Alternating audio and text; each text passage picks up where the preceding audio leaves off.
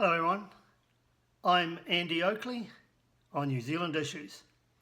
And today's issue, the dangers of Maori cultural Marxism. Possibly the most dangerous thing we've seen in New Zealand in recent years is the growing cultural Marxism which is being permeated throughout New Zealand culture.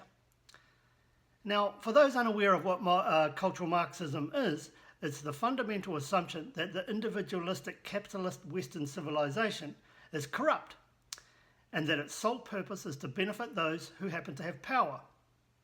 So, in New Zealand, like many other Western countries, we get racial issues such as the notion that it is white men, usually older ones, that have created this system, and that all the supporting dialogue and processes have been put in place to make sure that this power-mad group retain all the wealth and the power. Also, that the wealth held by the small group in power was obtained through the oppression of many minority groups, the oppressed. The Marxists feel the need to group identity and behave as victims of oppression. Often that's because if you look at them as individuals, they're nothing more than middle-class snowflakes.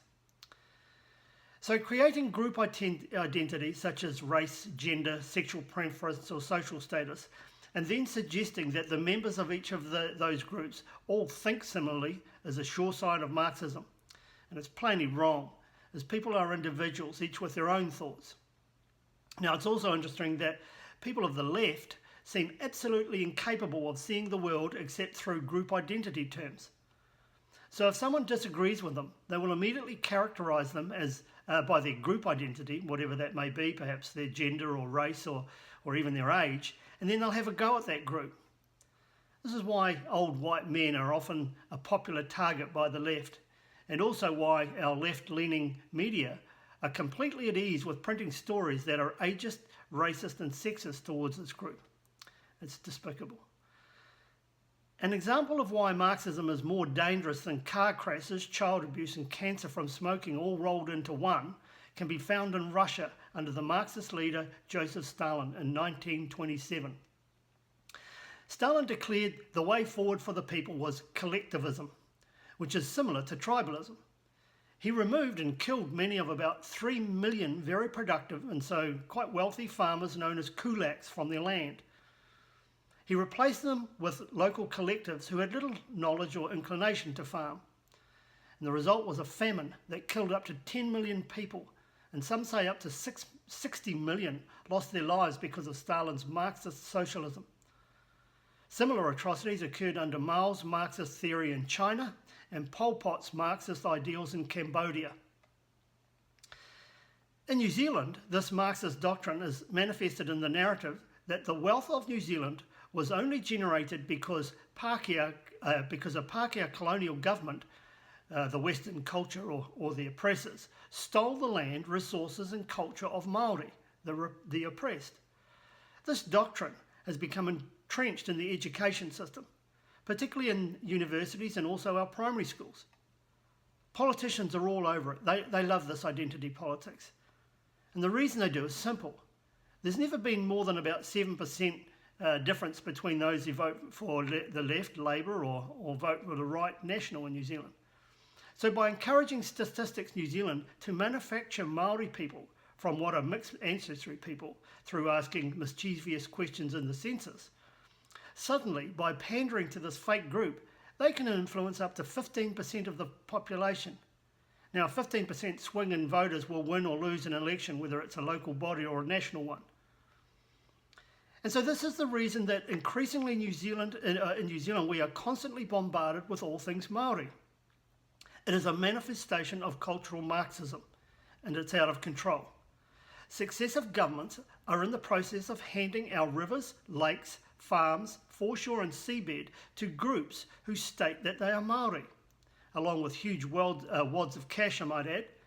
Just as in Stalin's Russia, where the kulaks, who generated the wealth through sheer hard work, toil and knowledge, lost their land to a less successful system of collectivism, in New Zealand, the resources whose value was generated by the introduction of the Western capitalist culture are being transferred to an unsuccessful system of tribalism.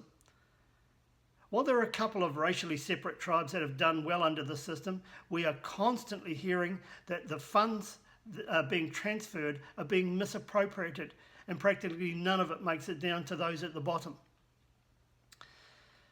The power of Marxism is unbelievable, and the reason is that it's easy to fault the Western individual capitalist culture, as it's got many faults. Inequality for one, and this is the one most commonly rolled out by minority groups, such as Maori, for example. They will conveniently leave out any successful individual Maori or compare their existence to real hardship in other countries and state that collectively they are at the bottom of the social heap. But are they? Well, let's just have a look at what happened to the people of New Zealand in the last 250 years of recorded history. On the first contact with Western civilization, the people of New Zealand were a Stone Age culture living in makeshift huts. There were some 600 separate groups living mostly in the north of the North Island, and none of these groups was known as Maori. Life expectancy was low, and the probability of being killed and eaten in tribal warfare was relatively high. The collapse of tribalism into genocide in New Zealand is well documented. In the 1700s, Ngāi Tahu of the North Island went south and killed, enslaved and colonised most of the South Island tribes. In the early 1800s, Waikato tribes went south and killed, enslaved and colonised Taranaki tribes. Also in the 1800s, the dispossessed Taranaki tribes went to the Chathams and killed and enslaved Maori. Again in the 1820s and 30s, Ngāti Toa went south, enslaving and colonising thousands of innocent people as they went. They finished off most of the tribes at the top of the South Island and many in Wellington and Porirua area. Has anyone heard of the Ngāti Ira tribe of Porirua and Wellington? Not likely, they were exterminated. If we now take a look at the effect of that Western civilization has had on the descendants of these Stone Age New Zealanders, well, now they drive flash cars, live in insulated houses, get educated largely for free, are looked after in every way by the state, and are lucky enough to live in one of, if not the most comfortable and fairest countries that has ever existed in the entire history of human existence, New Zealand. Western capitalist civilization is far from perfect. However, those in New Zealand that believe it is corrupt and advocate some unsustainable combination of Marxist tribalism don't compare it with every other culture that existed in the world, including the previous culture in New Zealand, which saw a third of the population die as a result of tribal warfare in the first half of the 19th century. No, they compare it with some hypothetical utopia, which would come about if they could just purge the country of the old white men who built it. For all its faults, and there are many, if we read our history book and compare Western civilization with any other civilization there has ever been, it is responsible for more good to so many more people than all other civilizations combined. Western civilization is responsible for, just today, bringing electricity to 300,000 more people. It is responsibility for eliminating poverty in the world so fast that you can't believe it.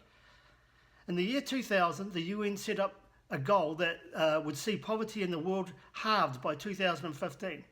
Well, not many people believed it could be done. We actually reached it in 2013. Think about that. In 13 years, the amount of people suffering from poverty in the entire world was halved. And if you look around the world, the rate at which the middle class is being generated is unparalleled. Not that anybody should be interested, but if you're a racist and focused on skin colour of the skin colour of who the middle classes are, well, they're mostly brown. All of this success is being buried in New Zealand in an attempt by cultural Marxists to rewrite our history and have us throw away everything that our forefathers, both Maori and non-Maori, had worked so hard for. A country where the sovereignty of the individual is how our society is structured, and an election system and laws that are based on the rights of the individual, not one's race. Hopefully many of you can now recognise cultural Marxism and the dangers of it. In New Zealand, it is nearly always characterised by minority group identities, such as Maori activist groups, whose unelected leaders believe that they speak for all of them, which just happens to be the definition of tyranny. I've been Andy Oakley. Noho oro mai.